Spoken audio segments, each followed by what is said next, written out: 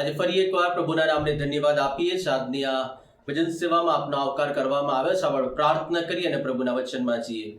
સર્વસમર્થ અને સનાતન ઈશ્વર પિતા પ્રભુ પરમેશ્વર, અમે તમારા પવિત્ર અને મહાન નામને ધન્યવાદ આપીએ છીએ। તમારી કૃપાથી, તમારી દયાથી, તમારા આશીર્વાદોથી પ્રભુ તમે અમને આશીર્વાદિત કર્યા છે। તમારા પુષ્કળ આભાર માનીએ છીએ। અમે દરેક તમારા હાથમાં સોંપાતા પ્રાર્થના પ્રભુ ઈસુ ખ્રિસ્ત નામથી માંગીએ છીએ, આમેન। આ સમયે પ્રભુના પવિત્ર વચનોમાંથી ગીતશાસ્ત્ર 1 ને આજના વચનને માટે પસંદ કરવામાં આવ્યું છે કે જેમાંથી આપણે પ્રભુના પવિત્ર અને મહાન વચનોને જોનાર છે।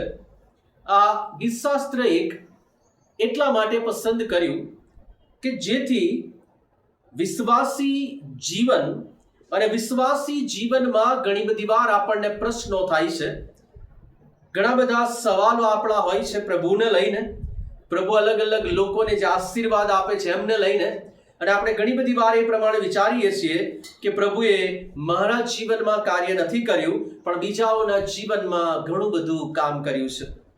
ઘણા બધા લોકો એ પોતાના જીવનને જોઈને દુઃખી નથી હોતા, પરંતુ બીજાના જીવનના સુખને જોઈને દુઃખી થતા હોય છે। ત્યારે ગીતશાસ્ત્ર 1 આપણને એક એવી અદ્ભુત બાબત તરફ લઈ જાય છે કે જ્યાં સારો માણસ અને દુષ્ટ માણસ એ બંનેના જીવનની એક અદ્ભુત એવી કમ્પેરિઝન આપણને જોવા મળે છે। ગીતશાસ્ત્ર 1 એ આપણને ધન્ય માણસ, એક સારો વિશ્વાસી માણસ કેવો હોય એનું અદ્ભુત વર્ણન કરે છે।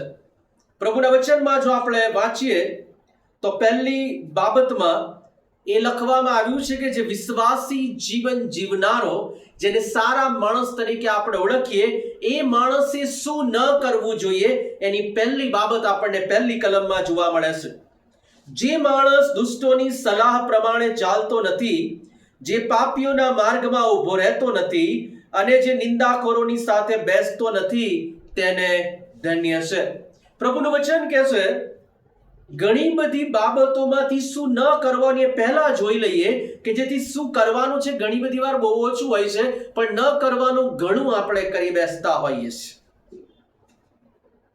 પહેલી બાબત, દુષ્ટોની સલાહ પ્રમાણે ચાલતો નથી। એના જીવનના જે નિર્ણયો છે એ નિર્ણયોમાં તે દુષ્ટ લોકો પર, નકારાત્મક લોકો પર, જે પ્રભુના લોકો નથી એમના પર તે નિર્ભર રહેતો નથી। તો કોના પર નિર્ભર રહેશે? પ્રભુના લોકો પર, અને વિશેષ કરીને પ્રભુ પર અડેલી છે, પ્રભુ પર આધારિત રહે છે અને પ્રભુની પ્રાર્થના કરીને તે નિર્ણયો લે છે। પ્રભુનું વચન કહે છે જે દુષ્ટોની સલાહ પ્રમાણે ચાલતો નથી અને જે પાપીઓના માર્ગમાં ઊભો રહેતો નથી અને નિંદાખોરોની સાથે બેસતો નથી। 3 મહત્વની બાબતો પહેલી કલમમાં લખી। પોતાના નિર્ણયો પ્રભુ પાસેથી લે, સલાહ કરવાની થાય તો પ્રભુના સેવકો, પ્રભુના લોકો અને પ્રભુની સાથે પ્રાર્થના કરીને સલાહ લે, પણ દુષ્ટોની સાથે તે સલાહ કરતો નથી। બીજી બહુ મહત્વની બાબત, પાપીઓના માર્ગમાં ઊભો રહેતો નથી। અયોગ્ય અને બિનઆત્મિક એવી જીવન શૈલી વાળા લોકોના સાથે તે બેસતો નથી। કેમ? કારણ કે ઘણી બધી વાર આપણે એવું માનીએ છીએ કે ફલાણો વ્યક્તિ એ અયોગ્ય જીવન જીવે છે, વ્યસન કરે છે, નકારાત્મકતામાં જીવે છે, અને આપણે કહીએ કે એની સાથે તમારે જીવવું યોગ્ય નથી, તો આપણને કહેવામાં આવે કે સાહેબ આપણે એને બદલવાની કોશિશ કરીએ। ચોક્કસ પ્રભુ ઈસુ ખ્રિસ્તે આવા કેટલા બધા લોકોની સાથે, વ્યભિચાર કરનારા, નકારાત્મક ને પાપીઓની સાથે પ્રભુ બેઠા, પણ એમની સાથે મિત્રતાઓ ન કરી, પણ એમને મોં પર કહ્યું કે તમારે બદલાવાની જરૂર છે। આપણે મિત્રતા કરી બેસીએ છીએ અને એમના વ્યસનો, એમની નકારાત્મકતાઓ, એમની કુટેવો આપણા જીવનમાં પ્રાપ્ત કરીએ છીએ। એટલા માટે પ્રભુનું વચન કહે છે એ પાપીઓના માર્ગમાં ઊભું રહેવું નહીં। અને ઉભારો તો શાના માટે ઉભારો? એ સુવાર્તા આપવાને માટે, યોગ્ય માર્ગ પર લાવવાને માટે, પછી એમની સાથે જ બેસીને એમના જેવું જ જીવન જીવવાનું એ માનસિકતા જો આપણી પાસે છે તો આપણે વાલાઓ બહુ મોટી ભૂલ કરીએ છીએ. ત્રીજી બહુ મહત્વની બાબત, જે પહેલી બાબતની અંદર છે, નિંદાખોરોની સાથે બેસતો નથી. ઘણા બધા લોકોને આપણે જોઈએ છે, અનુભવીએ છીએ કે જે લોકો ખરેખર પ્રભુના લોક તરીકે છે ખરા, પ્રભુને ઓળખે છે ખરા, પરંતુ જેવું નિંદા કરવાનું કારણ મળે અને 2 કે 4 લોકો ભેગા થાય અને તરત જ કોઈકની મજાક ઉડાવવી, કોઈકના વિશે નકારાત્મક વાતો કરવી, એ બાબતોમાં આપણે લાગી જઈએ છીએ. ભલા વિચાર કરીએ કે પ્રભુના લોકો તરીકે પ્રભુ બહુ સ્પષ્ટપણે કહે છે, આવા લોકોની સાથે બેસવાની જરૂર નથી, એવા લોકોની સલાહ પ્રમાણે ચાલવાની જરૂર નથી, અને આવા લોકોની સાથે માર્ગમાં ઊભા રહેવાની જરૂર નથી. આપણા મિત્રો, આપણી આસપાસના લોકો, એનાથી આપણે ઘણી બધી વાર ઓળખાતા હોઈએ છીએ. વિચાર કરીએ આજે કે આપણે જેમની સાથે સંગત કરીએ છીએ, જીવન ગાળીએ છીએ, એનાથી કેટલી હદ સુધી આપણે પ્રભાવિત થયા છે. મારા MTH ના થીસિસ દરમિયાન એક સાયકોલોજીકલ થિયરી પર હું કામ કરતો હતો, ખ્રિસ્તી વ્યક્તિત્વના ઘડતર પર. ખ્રિસ્તી વ્યક્તિત્વના ઘડતરની વાત જ્યારે એ થિયરીમાં મૂકીને વિચાર કર્યો, અને લોરેન્સ કોલબર્ગ નામના એક અદ્ભુત વૈજ્ઞાનિકે આખી થિયરીને શોધખોળ કરેલી છે. કેટલા બધા લાંબા વર્ષો સુધી અમુક જીવનોનો અભ્યાસ કર્યો, અને એ જ અભ્યાસને જ્યારે ગુજરાતના કેટલાક લોકોના જીવન સાથે સાંકળીને એમને પ્રશ્નો પૂછવામાં આવ્યા, વાલો એક સમયે જે લોકોને કદાચ કોઈક અપશબ્દ તે સાંભળી લે તો ખરાબ લાગતું હતું, એ ધીમે રહીને એવા મિત્રોની સાથેની સંગતમાં લગભગ 6 મહિનાની અંદર એમના જેવું જ અપશબ્દો વાળું જીવન જીવતા થઈ જાય છે. એ થિયરીને ટાંકીને કેટલા બધા વ્યસન વાળા લોકોને પૂછવામાં આવ્યું કે તમે આ વ્યસન કરવાની શરૂઆત કેવી રીતે કરી, અને એની વાત પર વિચાર કરવામાં આવ્યો. તો એક સમયે વ્યસનની દુર્ગંધથી જે લોકો ત્રાસી જાય, જેનું માથું દુખી જાય, એવા લોકો સાથે મિત્રતા કર્યાના લગભગ 1 વર્ષ કે 2 વર્ષમાં એ પોતે ભયંકર વ્યસનના બંધાણી બની ગયા. ભલો વિચાર કરીએ કે આપણે કેવા લોકોની મધ્યમાં રહીએ છીએ. પ્રભુનું વચન છે કે જે માણસ દુષ્ટોની સલાહ પ્રમાણે ચાલતો નથી, અહીંયા દુષ્ટો એટલે કોણ? મોઢા પર લખેલું હશે, માથા પર લખેલું હશે, અહીંયા શર્ટ પર ટેગ મારેલો હશે કે દુષ્ટ છે. ના, જે દુષ્ટ હશે એ ખબર પણ નહીં પડવા દે કે દુષ્ટ છે. એ બહુ સારી સારી સારી સુફિયાણી વાતો કરશે, કદાચ આખા દિવસમાં કેટલી બધી વાર પ્રભુની વાતો કરતો દેખાશે, પરંતુ અંદરથી જ્યારે તમે જુઓ તેના જીવનમાં નકરો સ્વાર્થ ભરેલો છે.